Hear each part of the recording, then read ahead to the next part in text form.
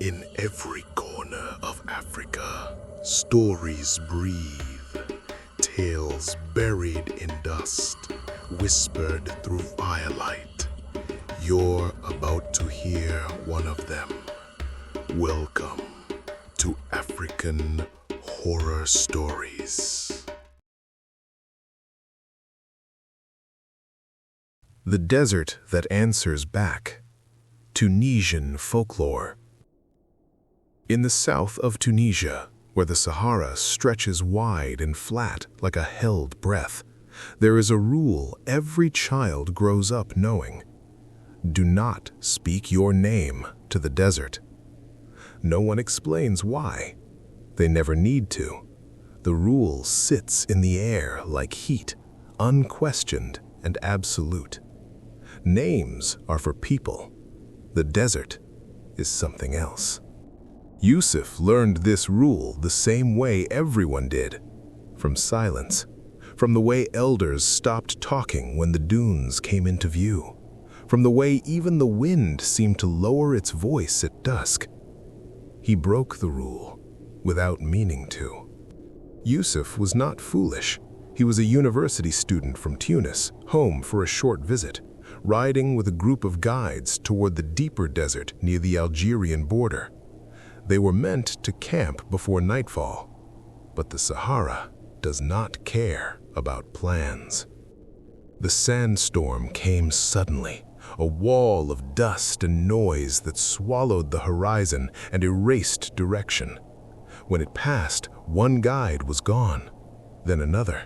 The engines refused to start. By nightfall, Yusuf was alone. The desert cooled quickly, the way only deserts do. Stars crowded the sky, sharp and watchful. The silence pressed in so hard it rang in his ears. That was when fear loosened his tongue. "Yusuf," he whispered, just to hear a human sound. Then louder, "Yusuf!" The desert answered.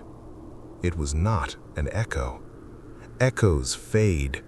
This did not. "Yusuf," the voice said, softly, from behind him.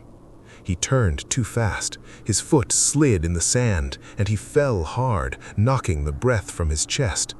When he looked again, there was no one there.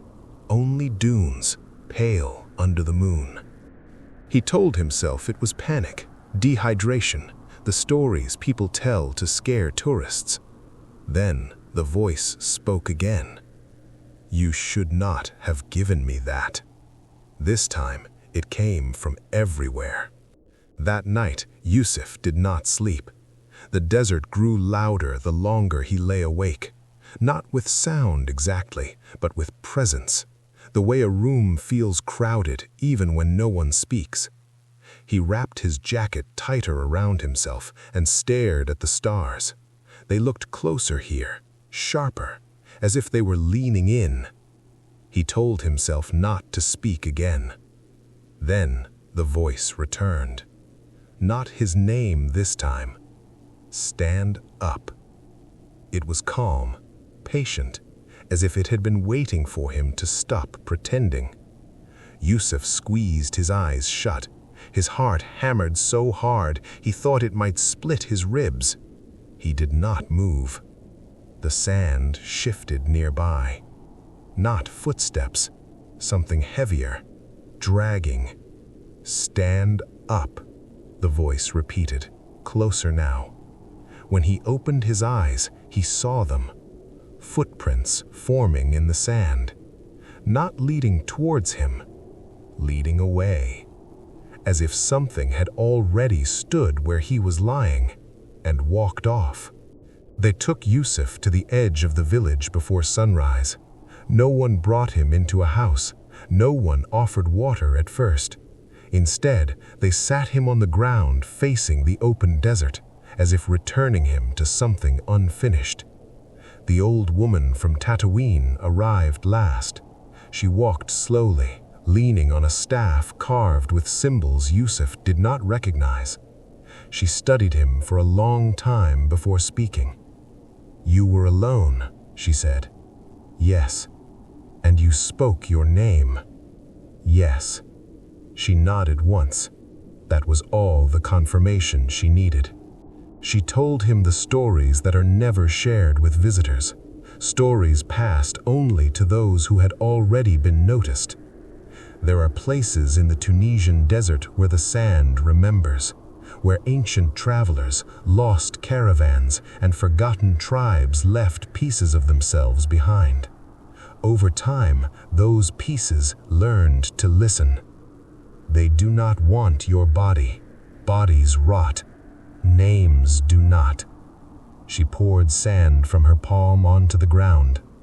When you gave your name, you told it where to begin. Yusuf returned to Tunis. He finished his degree. He spoke. He laughed. He lived.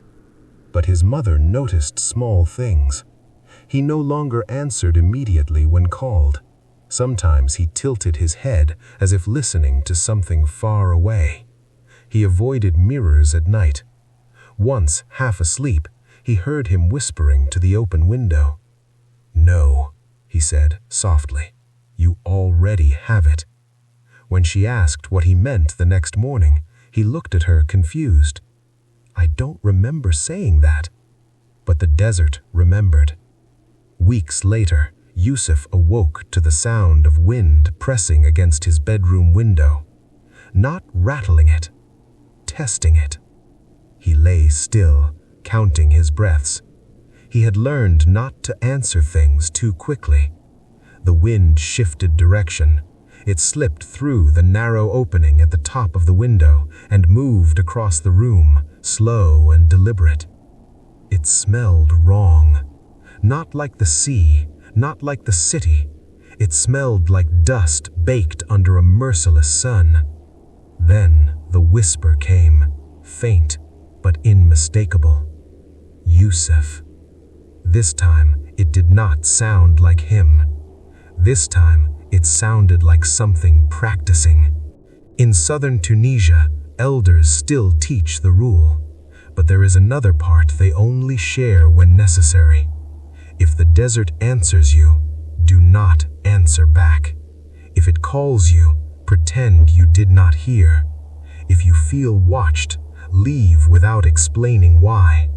And if you return home and the wind follows you, do not tell anyone your name again.